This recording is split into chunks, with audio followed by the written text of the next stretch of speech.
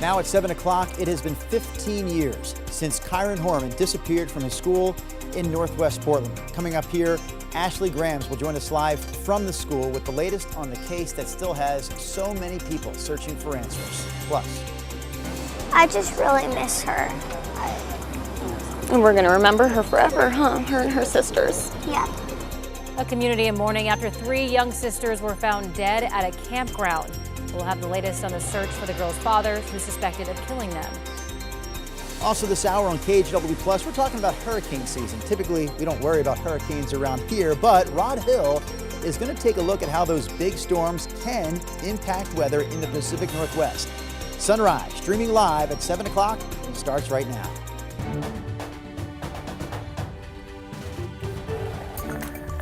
Good morning, and thank you for joining us on your Wednesday live at 7 o'clock. I'm China Green. And I'm Drew Carney. Chris McGinnis, Rod Hill, both on board for this 7 o'clock hour as well. Rod, let's start with you and your Wednesday forecast. Good morning. Let's start at 7 o'clock with the one spot that's been mainly dried. Now, there may be some misty spots or drizzle patches in Marion County, but looking at our state capitol and out at the airport, McNary Field, it's been reported as dry this morning.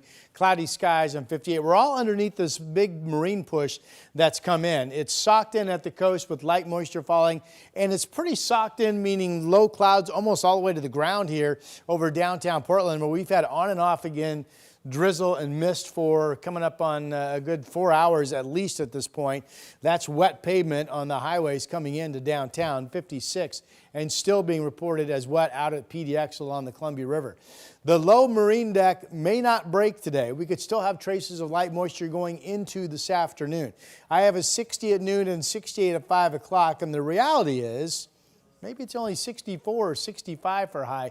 Going to be a cool gray day overall, Chris. Yeah, and Rod, the roads are definitely wet, and maybe that's responsible for some of the slowing. But one trouble spot I want to show you, this has been here for about 4 hours now. The northbound Markham Bridge, if you look off in the distance there's a disabled semi that has the northbound right lane up to that bridge blocked, and that's got northbound I-5 traffic now stacked up into the Twilliger curves. You're puttering out of the Burlingame area at about 12 miles an hour. So extra time now needed for that. Your total trip in from Wilsonville, nearly 40 minutes. So we're ahead of schedule there in terms of how thick it is.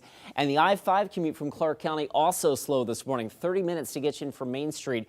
There was an earlier brush fire. I think it was on the northbound side of the freeway. It looks like they've got that put out, but obviously a visual distraction and traffic is lined up. We'll show you back towards SR 500. Obviously damp pavement over there, guys. So the drive times are up across the freeway system this morning. Drew, China.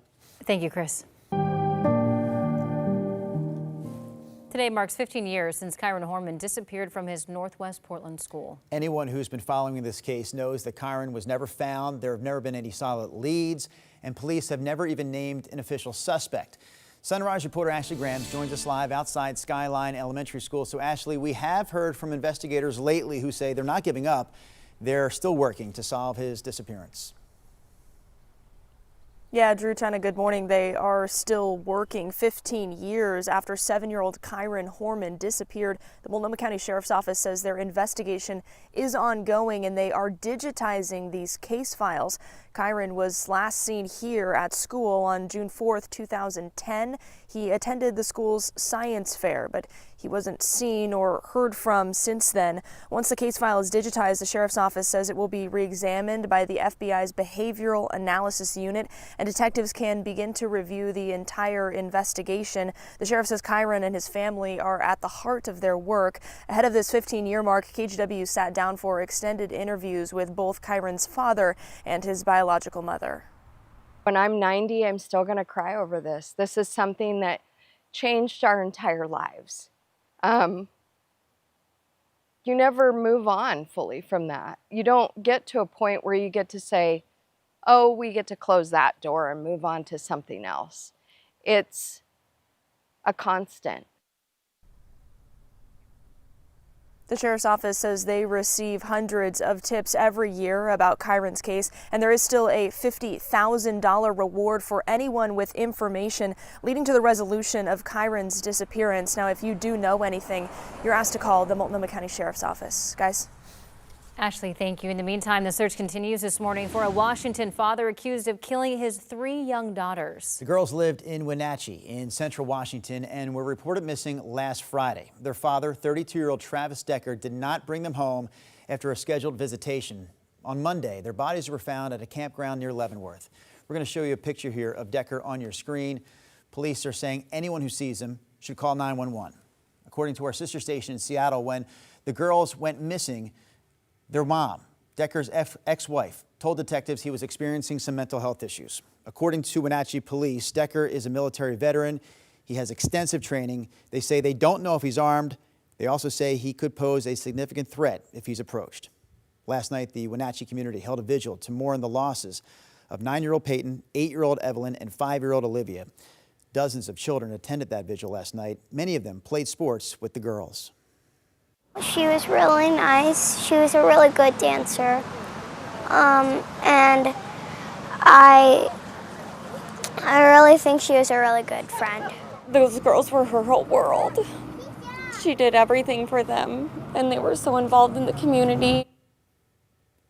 Local pastors led that vigil, offering the community both prayer and guidance on grief. Back here closer to Portland, Battleground police are investigating what's being called a double homicide after 2 people were found dead and a 3rd person critically injured inside a home yesterday morning. So this happened near Northeast 2nd and 242nd Street in Battleground. Details still limited this morning, but police say they're not looking for any suspects at this point, and they say there's no threat to the public. All right, this is Fleet Week in downtown Portland. Ships from the U.S. Navy, the Coast Guard, and the Royal Canadian Navy all continue to make their way to the city's waterfront. And tours of the ships start tomorrow, but this year is a little different because of new federal policy, so you'll need your real ID to get on board. Now, you can also bring your passport if you don't have a real ID. The Navy, Coast Guard, and Army Corps of Engineers ships are federal property, so they follow the same guidelines as TSA. Visitors will also pass through an airport-style security screening checkpoint before getting on board. This year, because of federal policy changes on IDs, real IDs or passports will be required to do the tour. This is the very same requirement that the TSA requires when you go catch a flight at the Portland airport. The Navy expects close to 700 sailors to be in Portland during Fleet Week.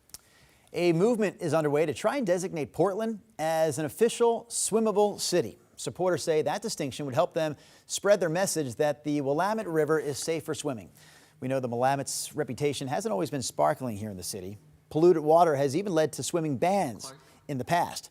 But members of Portland's Arts and Economy Committee, who are behind this push, say the river is safe.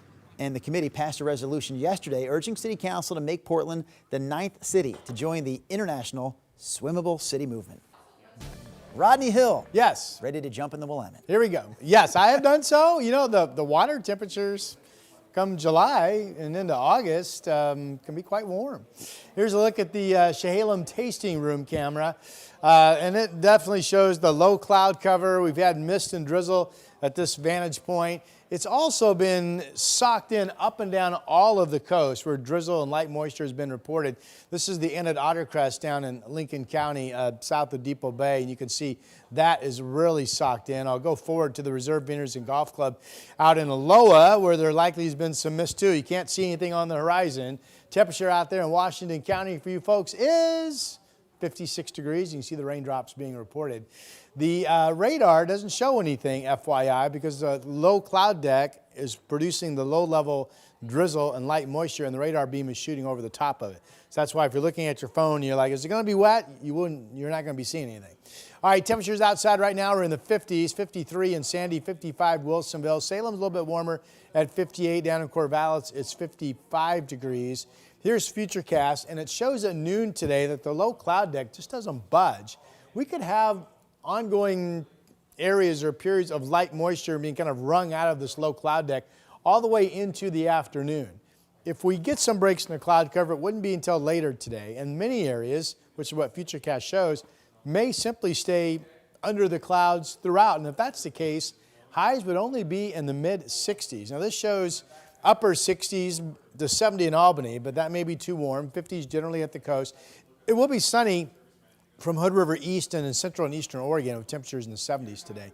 Portland, the sun is back tomorrow. Will be to 82. Fast forward to the 90s expected this weekend, and the KGW weather impact alert just kind of grab your attention for your planning purposes. If you tend to be troubled by the heat, this is the first time we will see 90-degree temperatures of 2025. Here's Chris. Rod, thanks for that. We've got a couple slow spots out there this morning for sure. Starting off with the Markham Bridge. This disabled semi, it is right there. That's northbound, and the right lane on the Markham Bridge, the ramp up to the Markham Bridge, has been blocked for the better part of 4 hours.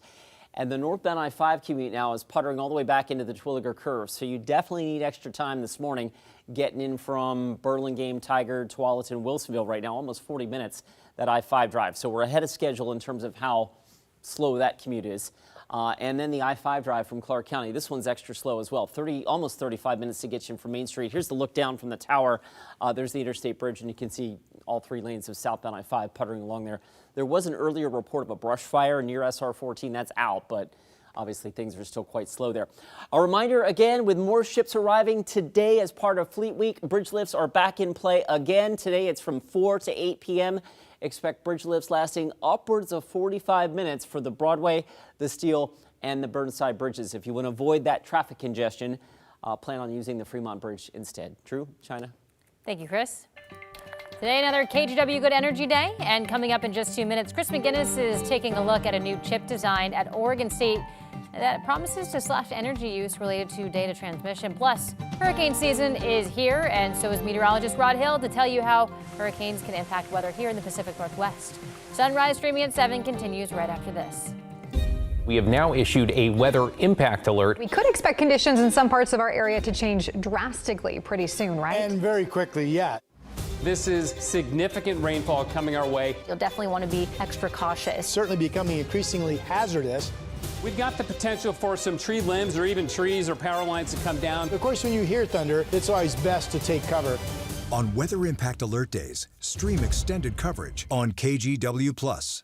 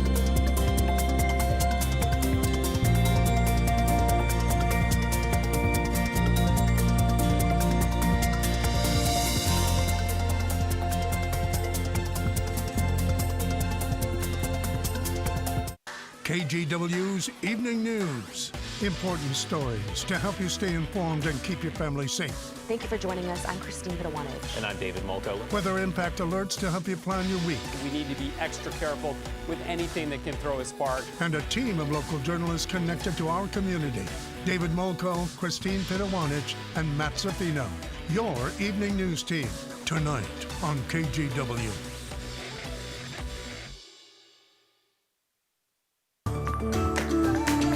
All right, it is the first Wednesday of the month. That means a good energy day here at KGW when we shine the local spotlight on people and businesses doing good things for the environment. Chris McGinnis joins us in the studio this morning. And Chris, you're checking out some promising new research from Oregon State University. Yeah, good morning again, guys. AI is evolving quickly. It's powerful and it's power hungry. In fact, a new report from the International Energy Agency says that globally, we're set to nearly double our energy usage over the next 5 years, and much of that is due to the explosion of artificial intelligence. Researchers at Oregon State University have developed a new computer chip that cuts one aspect of AI electricity usage in half. In fact, they're using AI to solve an AI problem. The amount of communication that we are talking about is of the orders of hundreds of trillions of bits going around in a data center in order to do something. OSU Associate Professor Tejasvi Anand is talking about the immense amount of data zipping across the internet. He and graduate assistant Raman Javadi have been trying to make that data transfer smarter and more efficient. It's urgent. In 2030, the power that we need to, spent on AI, it would be 35 gigawatt, which can be 6 times the power the New York City is consuming in a year. That's nearly enough to power 29 million homes for a year. In fact, the International Energy Agency says AI alone will account for about a 20% increase in U.S. energy demand in the next 5 years. Just asking ChatGPT about its own energy usage draws up to 15 times the power of a typical Google search. Javadi and Anand are now using AI to solve an AI problem. We are implementing some AI principles in the chip itself to recognize those errors and clean the errors up in a very more efficient way and a smarter way than the conventional transceivers. To better understand the discovery, consider how traditional data is sent in bits and small pieces of a larger puzzle, shot at warp speed through a data center from chip to chip, disassembled along the way, then reassembled at the destination. The new OSU chip bypasses all the intermediate translation. We are able to basically recover the data or communicate the data from point A to point B in less than half the power than that was required in some of the previous solutions that exist in the industry today. Professor Anand says that it may take the tech industry a few years to scale up to pivot to a design like this. Meanwhile, he and Raman are working on advanced versions of their chip. Meanwhile, Oregon lawmakers are working to carve out a separate ratepayer class specifically for data centers built locally. Sponsors of HB 3564 say that it will equitably distribute costs back to heavy electricity users like data centers. That bill, by the way, has passed the Oregon House and is now awaiting a full Senate vote. Thank you, Chris. Your time now is 7:16 and Atlantic hurricane season is underway. NOAA is once again hiring to help respond following cuts by the Trump administration earlier this year. NWS and NOAA provide daily forecasts and up-to-the-minute storm warnings, climate monitoring, and extreme weather tracking like the case of hurricane season, which Rod is here to talk more about. Hurricane Center, by the way, touting, kind of tooting their own horn, rightfully so, in that recent years have seen them increase the statistical accuracy of the cones they put out in terms of the path that the storms are going to hit, and they're projecting their modeling is continuing to get better, and we should expect accuracy to improve yet again this year. So that's all good news. Earlier on the show, I had the paper version of this photo. So if you don't like the way I look now, and I get it, believe me. This is the way I looked back in the 1980s. This is my first job at Channel 25, KGW TV. It was the NBC affiliate in Victoria, Texas, down off of the coast, about 30 miles inland between Corpus Christi and Houston. And what this is a picture of, in those days in Texas, the TV stations put out paper tracking charts with their logos and their meteorologists on them. And you could pick these up at the check stand at the grocery store and then go home and you would plot your own lat and longitude coordinates as the TV meteorologists track the storms. So that's what we did. I think I look pretty good, but that's just my opinion. Here's a look at our hurricane names for this year. I shouldn't say hurricane names. Once a storm reaches 39 miles per hour in circulation, it becomes a named storm. At that point, classified as a tropical storm that could continue to grow into a hurricane. So the first named storm this year will be Andrea. The second one will be Barry. One more look to see if you made the list this year. Rodney did not make the list. Rebecca did, though, by the way. So the projection, this is the confidence. The Weather Service has 60% confidence they're saying that these numbers will come true. They're projecting 13 to 19 named storms. That's basically at least 13 tropical storms to as many as 19. They're saying out of these, 6 to 10 will become hurricanes, 74 miles per hour or greater, around the eye wall of the storm. And out of those, 3 to 6 could be Category 3, 4, or 5 storms, what's considered major hurricanes. Now, the lowest numbers, 13, 6, and 3, that's the climate average, of what would be considered average. So they're projecting average to above in this insocycle neutral summer season. Now, hurricanes, as you probably realize, are closely tied to the heating of and the evaporation coming out of the tropical water temperatures. This is current as of yesterday. These kind of purplish tones are 80-degree water temperatures already across the Atlantic, getting up in the Caribbean and off the coast of Mexico. Now, my yellow arrows, typical tracks. Some of the most concerning storms start off as thunderstorm clusters in Africa, move out over the open waters, get rotation as they come together and become what potentially can be the really strong hurricanes that move across the Atlantic over a period of a week or two. And then the movement would either bring those up north along the U.S. coast, where eventually they'd run into some cooler water and fade, or if they put them in the Gulf of Mexico, then that's where they have the best chance of continually tracking to hit the U.S. or Mexico. In the Pacific, storms typically, of course, all form off the Mexican coast or farther out to sea, but move away from us. We don't get storms because of our 50-degree water temperatures. Now, you could make the case that there's going to be concern in the coming decades if we continue to see warming temperatures that we'll start to get more storms developing right in the Caribbean or the Gulf of Mexico and then quickly strengthen and quickly hit the U.S. with not so much warning. That's a concern. You could also make the case that maybe there's an increased chance that we could start to get some outer bands of storms migrating northward that could start impacting California, but we would be a long ways off towards anything coming up this far north because of our 50-degree water temperatures. Now, can we get big storms? Absolutely. Big windstorms. The Columbus Day storm of 62 produced a 116-mile-per-hour wind in Portland. The great coastal gale storm of 2007, I was a forecaster on that storm. The Vernonia flood and the 129-mile-per-hour winds that snapped trees along Highway 26. We have a couple of video clips to show you. Of course, the infamous, the granddaddy of them all of windstorms in Oregon continues to be the Columbus Day storm in 1962. By all accounts, winds were hurricane force as they ripped through our area.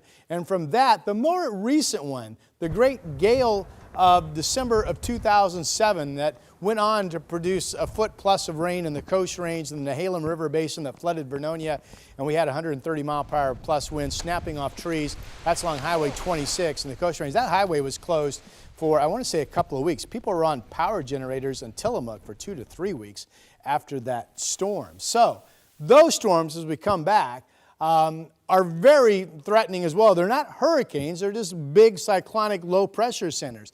Now, one thing I think it's important to notice, because every time we get a 74-mile-per-hour wind gust, the media loves to say hurricane force winds. Not so fast. These classifications are based on sustained 1-minute wind speeds. So do we get 74-mile-per-hour sustained winds in some of our big Pacific lows? Absolutely. So you can then make the case that was like a Category 1 hurricane in terms of wind and sometimes in terms of pressure. But usually if we get 96 to 111 or 30-mile-per-hour gusts, we're talking gusts, not sustained winds. Not exactly the same thing as the sustained winds around the eye wall of a hurricane. All right, temperatures out there this morning, 56 in Portland. It's clear or partly cloudy in Bend, 48. Here on the west side, the low cloud cover is producing drizzle. We could have light rain traces linger into this afternoon, by the way. And the clouds could be with us much of the day, 68. Tomorrow we get back to sun. We still have 90s this weekend. Mr. McGinnis, sir. Rod, all 4 of my ODOT cameras behind me show rain or drizzle, to your point, kind of a drizzle storm out there. The roads are wet, and we are really slow this morning. A couple of trouble spots I want to headline or highlight. The one on the Markham Bridge, north end I-5. This disabled semi has been here for hours. I think you can look right there, just beyond the range of that tree. You see the flashing lights for the ODOT truck. That right lane has been blocked now since about 4:30. Traffic is lined up to the Twilliger curves, and your total trip in from Wilsonville now 45 minutes. That's as thick as it's been all morning. Sunset's starting to get a little busy, 30 minutes to get you in from Hillsborough. And the I-5 South Drive is extra slow this morning, too. I think at one point, due to a earlier brush fire near SR-14. That fire's out, by the way, but we're still looking at about 36 minutes to get you in from Main Street. There's the tower cam shot looking down on the bridge. We'll keep you posted as sunrise rolls on after this break. On Weather Impact Alert Days, stay informed, prepared, and connected with KGW and KGW Plus. Coverage that alerts you to what's coming and how it will impact you. Watch extended weather coverage on KGW Plus. The KGW Plus TV app, streaming 24/7. Local news from the team you trust. Track how the weather will impact your day. Breaking news, live from the scene. All the local news you need. KGW Plus. Download on your TV and watch for free.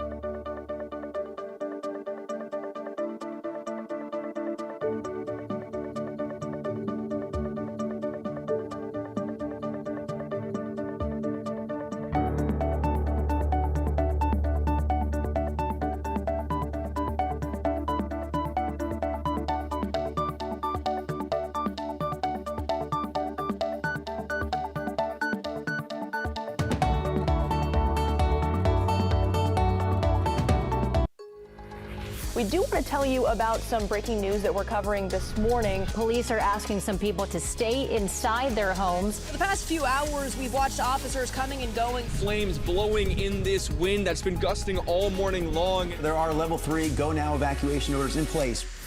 New information that we just got from Portland police. There is no danger to the public. We'll keep you updated as we learn more. Stream extended coverage right here on KGW+. Here's a look at some of this morning's national and world headlines with your morning rush. Immigration officials took the wife and 5 children of the man accused of firebombing an event in Colorado last weekend into custody.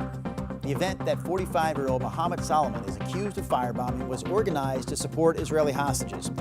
Federal officials say Mohammed moved to Colorado 3 years ago, but overstayed his tourist visa. Authorities have not confirmed his family's immigration status. Meanwhile, Liberal candidate Lee Jae-myung won South Korea's snap presidential election today. He'll take over after the country's previous president made a brief bid for martial law 6 months ago. That led to impeachment, getting barred from holding office. The country needed a change.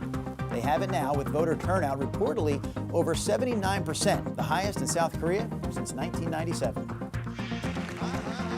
How about this? A new streaming home for game show giants Jeopardy and Wheel of Fortune. Starting this fall, the shows will stream on Peacock and Hulu the day after they air on local TV channels.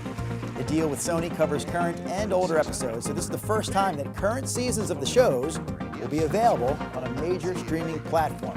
And that, my friends, is your Morning Rush. And coming up in our next half hour, the latest on the White House's big, beautiful bill as the Senate gets ready to make changes. Plus, workers at Kroger and Albertsons preparing to go on strike all across the country. Sunrise streaming at 7 continues right after this.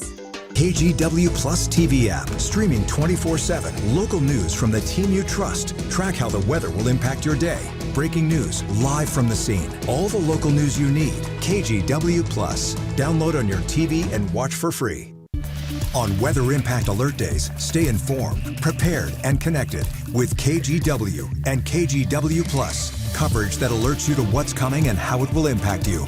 Watch extended weather coverage on KGW Plus.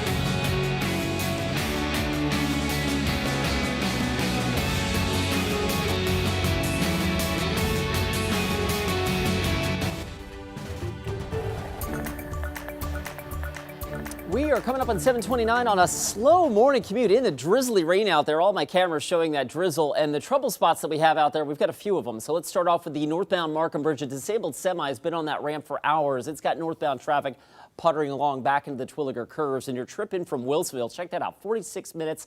Driving from Troutdale now 32 minutes, 31 minutes from Hillsborough. This, I think, largely due to the rain, I should say, or the drizzle. And then the I-5 commute from Clark County, nearly 40 minutes to get you in from Main Street. We had earlier trouble at the Interstate Bridge. That's out of the way, but you can see it is slow and go all the way in from Hazeldale. Rod?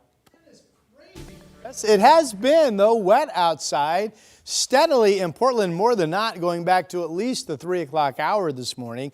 Now, the reports out of Salem, hour by hour, say, hey, we're mainly dry, at least the reporting sites that we have eyes on. There's our state capital, 58 degrees. But here's Portland. You can see how wet the roadways, the highways are, and the bridges. The low cloud deck and the mist and drizzle continues. The airport's at 56. This is a day where the clouds may hold solid throughout the day. And we could actually have traces of rain at times, even this afternoon. We're back to sunshine tomorrow.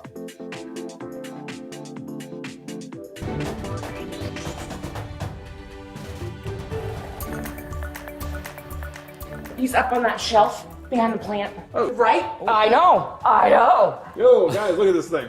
Jeez. Hi, Kiki. Well, I'm gonna see if he chases a laser.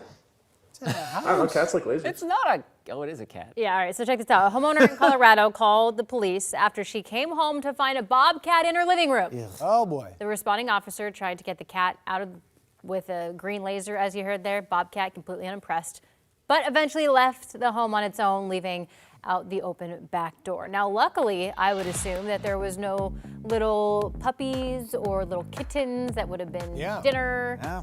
Maybe there wasn't. I don't know. But that's a frightening sight. Yeah. I don't like it when a spider shows up in my house, let alone a bobcat. That would be tough. I mean, bobcats are pretty sizable. They're not like mountain lion size, but they're pretty sizable. It's not their size so much, it's their ferociousness that frightens me, Rod Hill. No. People say about me. Yes, they do, China. That's what they say about me. No one has literally ever said that about But does the bobcat get a hello? Anyone saying that? Oh. Good morning, Bobcat. Rob thought Again, he escaped you are that. not vicious, though. Back to that. I can be vicious. No, just tweet or twatter over Prove there. it. We'll just You talk don't about the know Super me, Bowl China before we Green. find out. I can be vicious. All right, good morning to you. Solid marine cloud deck has been the story of the morning. It's been producing, for the most part, more nonstop drizzle and mist at the coast than not. This is the brightest Snookwinds Casino Resort camera has looked all morning, 54 degrees. The winds will be much calmer today on the west side too, both coast and valley. Foggy up in the hills. You can see the low cloud deck. Again, the wet pavement from what has been at least coming up on 5 hours soon of pretty consistent mist and drizzle in the area, 56 out at the airport. The cloud deck may not break today. The farther south you go, the better the chance of seeing some breaks in the cloud cover. From Portland northward, the chance doesn't look great. And there could still be traces of rain around this afternoon. I have a high at 68, maybe too warm, Chris. Rod, check this out. Drive time's all in red this morning. It's been a lousy commute. Inbound Sunset, 32 minutes, 34 minutes from Troutdale on I-84, and nearly 50 minutes now to get you in from Wilsonville. Here's where I-5 and 405 separate here on the south side of town. The deal is that the ramp up to the Markham Bridge has been blocked, partially blocked by a disabled semi for hours, and it's still there as we zoom in. I think ODOT actually moved the camera, so we can't see it, but I can certainly show you the delay, which extends back past the Terwilliger curves. You're going to hit that northbound slowing just past Capitol Highway. Also running really thick this morning, the trip out of Clark County on I-5, nearly 40 minutes now to get you from Main Street. There's the look at SR 14 and back to SR 500. The lineup actually starts right around at Main Street. One more thing, it's one more day of bridge lifts today as more of the ships arrive. And today's window is from 4 to 8 p.m. You're going to want to avoid travel or be prepared to wait up to 45 minutes. The Burnside, the Steel, and the Broadway bridges. Again, more ships arriving today between 4 and 8 p.m. Drew, China, back to you. All right, thank you, Chris. Top story here at 7:30. Investigators are asking for help to identify the person you see right here in this video who's accused of setting a Southeast Portland restaurant on fire while it was open and while customers were inside. So it happened around 1:30 Tuesday morning at Kati. It's a restaurant and bar that's open pretty late until about 2 a.m. About a dozen people were inside the restaurant at the time when firefighters arrived. The back of the building was on fire. After making sure everyone made it out safely, crews put the fire out, preventing it from spreading to the inside. This actually ignited where it was initially poured, but did not continue along the rest of that trailer where it could have definitely endangered the lives of those inside. Kati is now back open. Portland Fire and Rescue is asking residents or businesses in the area to check outside security cameras for footage between 1 and 2 a.m. Tuesday morning to see if maybe they caught the suspect on camera. All right, another member of a Portland area burglary ring is heading to prison. Daniel Blue was sentenced to 18 months and 5 years probation. Prosecutors say Blue admitted to burglarizing 3 local businesses as part of a ring that was linked to as many as 100 break-ins. They say Blue and 2 accomplices broke into 2 pot shops and a pizza place on September 30th, stealing cash and merchandise.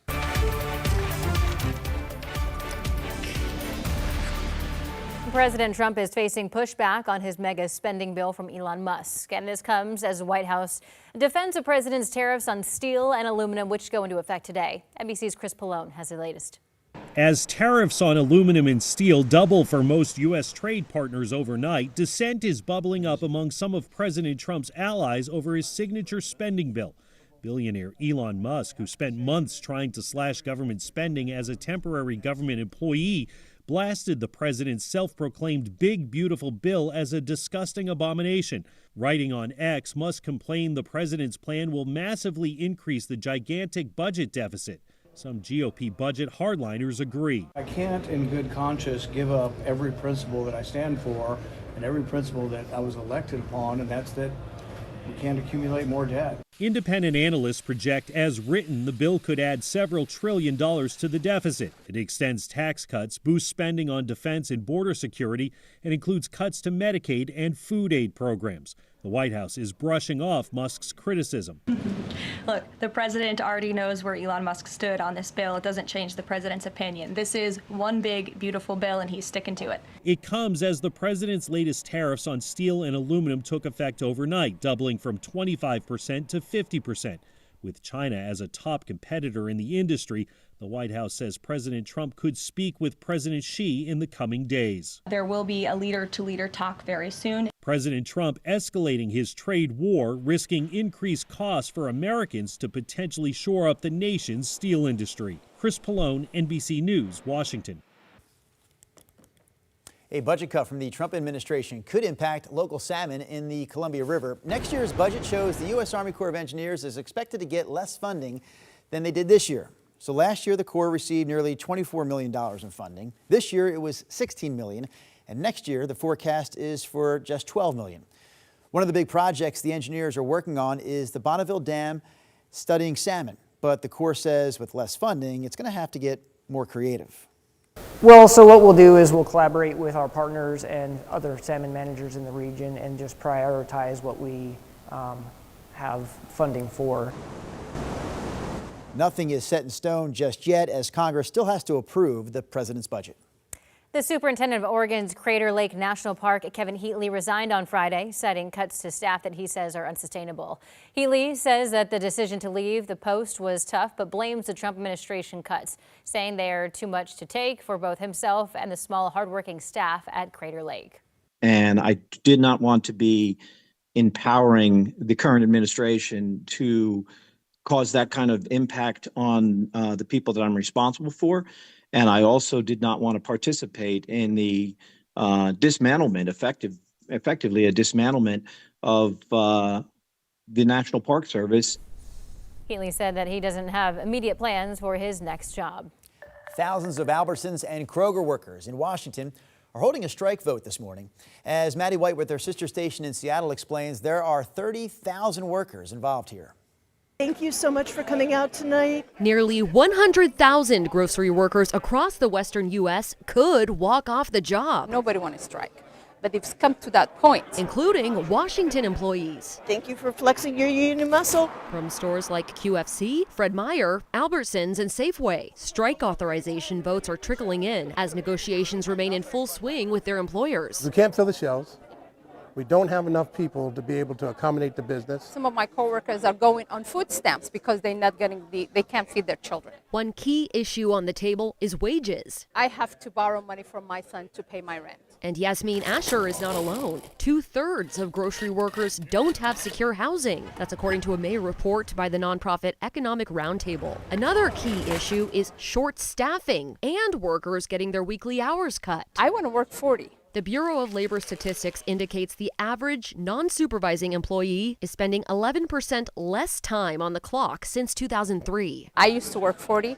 I work now 28, maybe 30. Still, the grocery giants are facing challenges right now, like tariffs and less consumption due to years of inflation. A spokesperson for Albertsons could not be reached, but Kroger's media relations office returned our request saying, quote, "We believe the best outcomes are achieved at the table, not through disruption. Our current offer reflects that commitment, including up to a 12.42% wage increase for top-rate associates. These are benefits that many non-union competitors do not offer." Thanks a lot. Thank you for The being labor here. group United Food and Commercial Workers 3000 are voting alongside Colorado and Southern California this week. So the strike vote will continue until tomorrow night at 8 o'clock, and the two sides will be back at the bargaining table next month on July 12th and 13th.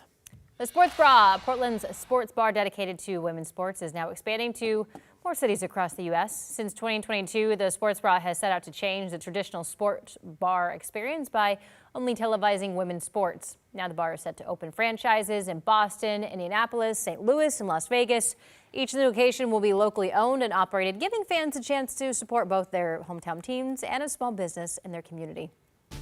Time now is 7:40. Headed over to Rod Hill for a look at weather. Well, I've been spending a lot of the time this morning showing you clouds and wet roads in Portland and drizzle and mist from the valley to the coast. But you get just east and you find sunshine. They're a beautiful morning here at the Oregon Veterans Home camera out in the Dalles, 61 degrees, still breezy. The northwest gust currently to 25 miles per hour. It's perfectly clear over Sun River Resort. That's the back of the main resort lodge, and there's Bachelor sticking up, so that's a beautiful day. Sun River might get up to 70, could be just shy of that, but you folks will be sunny all day. And here's the Wells Fargo camera. So one of the tallest buildings in downtown, right? It's in the clouds, can't really see the city streets. That's evidence of the thick, low cloud deck that continues to produce areas of mist and drizzle in, same thing, mist, drizzle in downtown Portland. 56 is the number. 57 in downtown. It's 55 in West Lynn. 55 also in Wilsonville this morning. It's cloudy, but not as wet in Salem. I've actually seen some thinning of the cloud deck over some of the hills out in Yamhill County. Futurecast overall keeps us in the low cloud deck all morning, bouncing up against the Cascades. We continue the chance of getting some moisture out of these clouds, even into the afternoon hours. And then later today, we may or may not break out of the clouds. Futurecast likes a lot of us just staying cloudy today. That will definitely hold temps down into the 60s. Richard is our KGW dog of the day. A throwback to some snow, it looks like. Use that email, dogoftheday@kgw.com. Send us your dog's name and photo, and your dog will become our dog of the day. So we have the sun, central, and eastern areas. Well, Sun River, this shows 71, 72, so we'll see. 77 out in Pendleton, the 60s up and down much of I-5, and 50s along most of the coast, where overall it will continue to be a cloudy day. I have 68, maybe too warm. We will be back to sun tomorrow, and just like that, 82, 85. KGW impact alert for this weekend. It'll be the first 90-degree heat of 2025. Of course, Saturday is Grand Floral Parade Day. The parade hours in the morning should be lovely. Here's Chris. Rod, I see your red on your weekend forecast. I give you some red on my traffic map this morning. All of our inbound commutes are elevated above a typical drive. Right now, inbound Sunset, almost 35 minutes from Hillsborough. The drive on I-84 is especially tight inside the Gateway District. Most of this 37 minutes is between 205 and downtown. And I-5 from Wilsonville now is creeping up on an hour. Here's a look at some of the traffic cameras. I want to show you this. Sunset right now, really slow and go coming in from Murray Boulevard. And the trouble spot that I've been watching for most of the morning now is this disabled semi on the northbound ramp to the Markham Bridge. This is on the south side of town. It's just right there. It's been there for 4 hours, and the traffic is running really thick all the way back to Capitol Highway. So you need extra time there, and you need extra time from Clark County as well. I-205 now from Salmon Creek all the way down to the Glen Jackson Bridge is thick, and the I-5 commute from Main Street to the Fremont is up to 40 minutes. Guys. Thank you, Chris.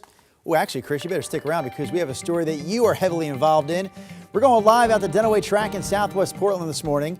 Global Running Day is today. What are you waiting for? Get out and do some running. We're going to have more information on how you can participate in this global event with some local races tonight. The streaming hour of Sunrise, live at 7 o'clock on KGW Plus, continues in 2 minutes. KGW's Evening News. Important stories to help you stay informed and keep your family safe.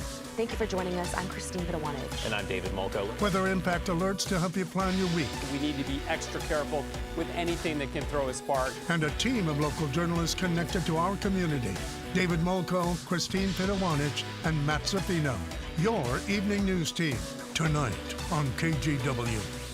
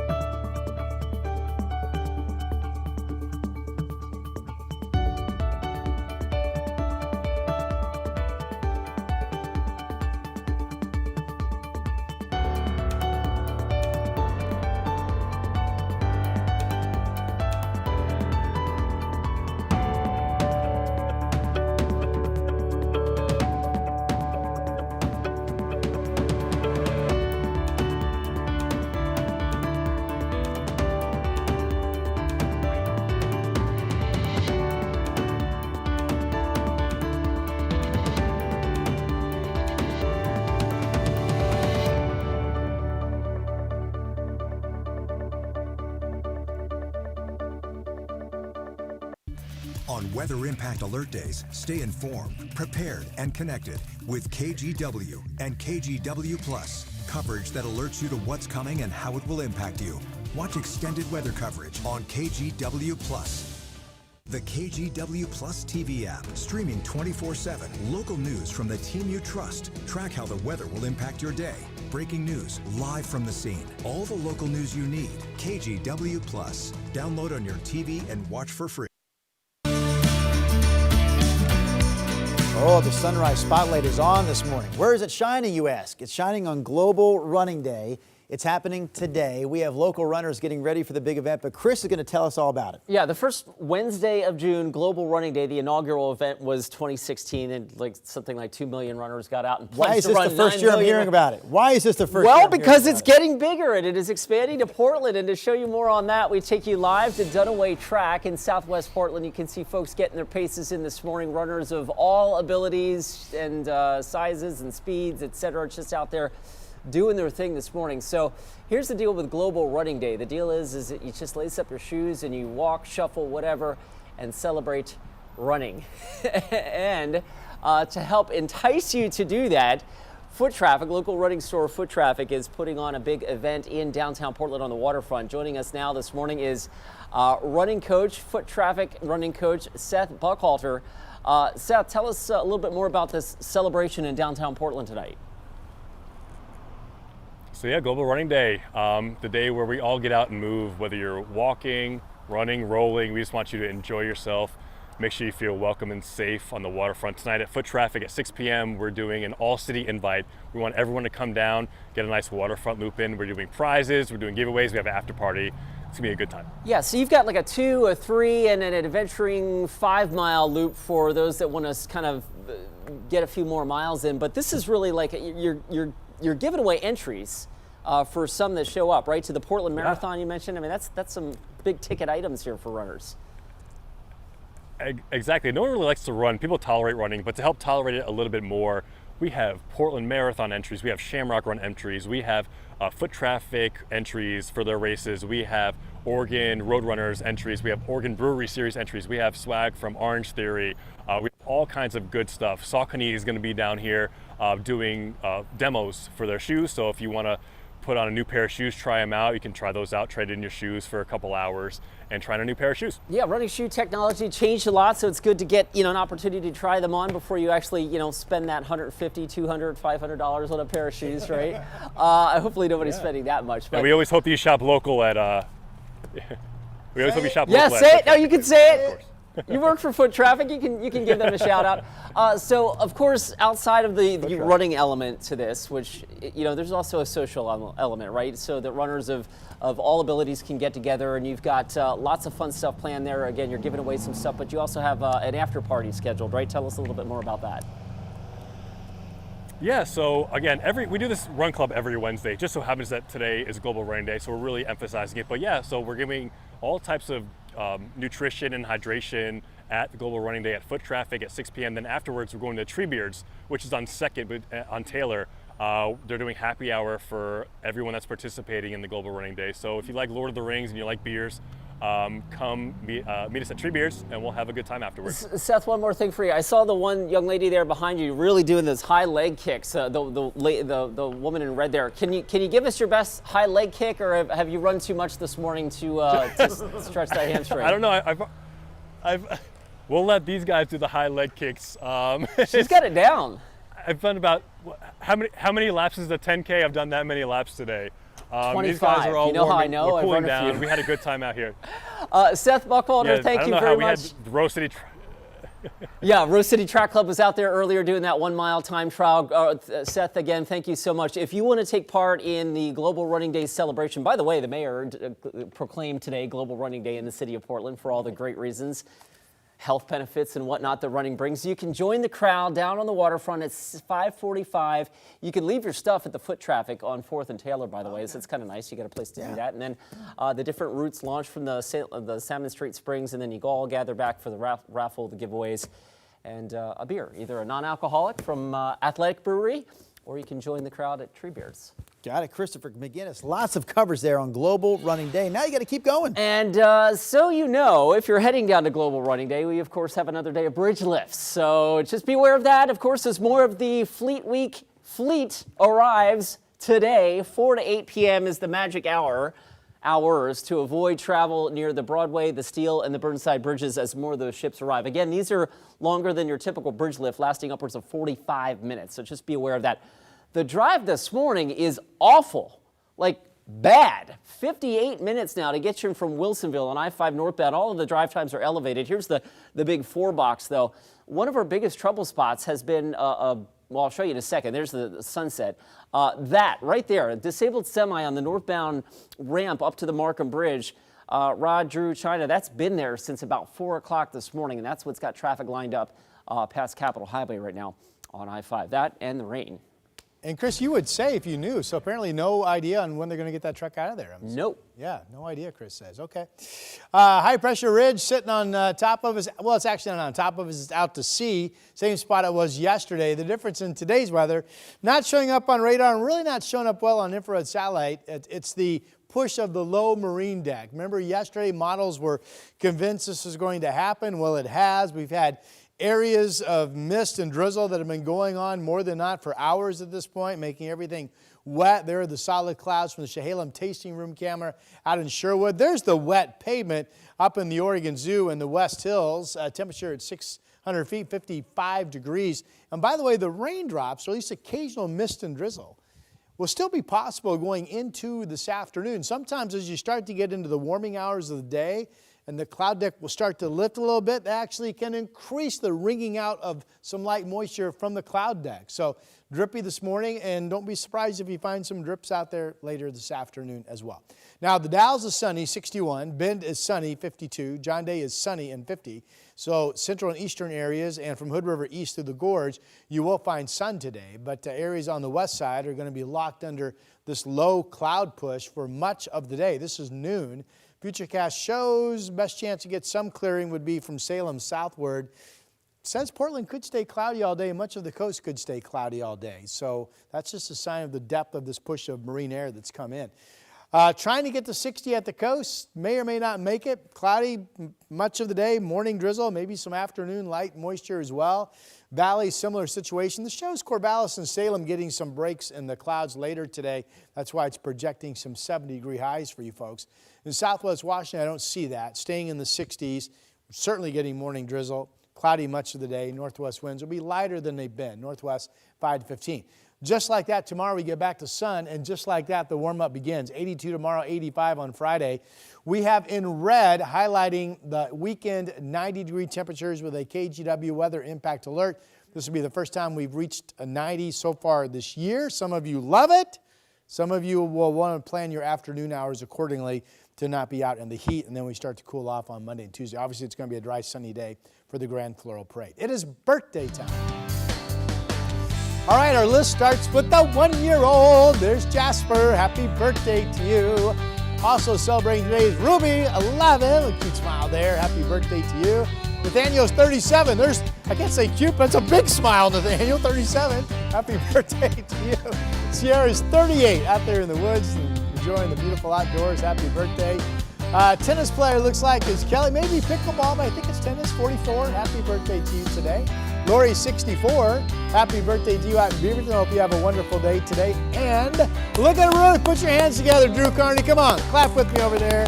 And China Green, 101 years young today. Hope you have a great day today, Ruth. Happy birthday. Birthdays at KGW.com, and we will celebrate with you.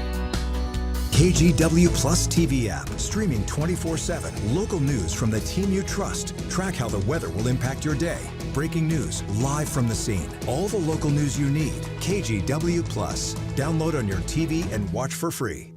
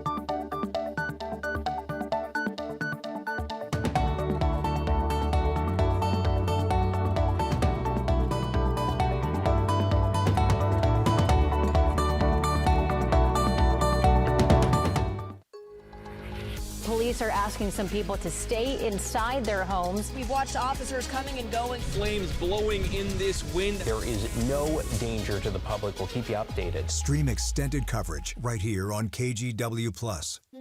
We have now issued a weather impact alert. We could expect conditions in some parts of our area to change drastically pretty soon, right? And very quickly, yeah. This is significant rainfall coming our way. You'll definitely want to be extra cautious. Certainly becoming increasingly hazardous. We've got the potential for some tree limbs or even trees or power lines to come down. Of course, when you hear thunder, it's always best to take cover. On Weather Impact Alert Days, stream extended coverage on KGW+. Okay, welcome back. We are looking at a very slow commute this morning. 45 minutes on I-5 to get you from Main Street to the Fremont Bridge. That's out of Clark County. The I-205 drive is not good, and neither is the trip from Wilsonville. Now up to about an hour. Guys, one of the reasons for that big delay, a disabled semi on the northbound ramp to the Markham Bridge. It's been there for like 4 hours, so really, really slow for all those inbound commutes. Rodney. Yes, here it is, the 7-day forecast. Cloudiness could last all day in Portland. Even this afternoon, we could continue to get some moisture, but probably this morning is the wettest part of your day with the mist and drizzle. It's been going on at this time, approaching at least 5 hours of it being pretty constant. 90s this weekend and sun. 5 hours of misting. Did y'all know that Oregon State Fair is 160 years old this year? No, you know that? no idea. No. 160. Fire breathing since yeah. 1840. That's the math. 60. And 60. Excuse me. And to celebrate, they're having a Sunny Savings Sale, so you can get general admission tickets for just $1.60. See what they did there? Yep. Tickets go on sale in about an hour. Whoa, so you can today? Get those yeah. It's not sunny today. How are they having I'm confused now. A sunny savings day on a cloudy day. I'm confused. They're saving for the sunshine. The prices are sunny. Which will sure to be back. It was nice. I mean, they could have made the tickets $2,025 in honor of the year. Yeah. But instead they went with Inflation. $1.60. Yes. That was pretty nice of them. Very nice. Yeah. Hey, shall we close out this show with a little reminder that you can watch us every day at this time on this channel, KGW+. Thanks for being here with us. The extended version of Sunrise Now from 7 to 8 a.m.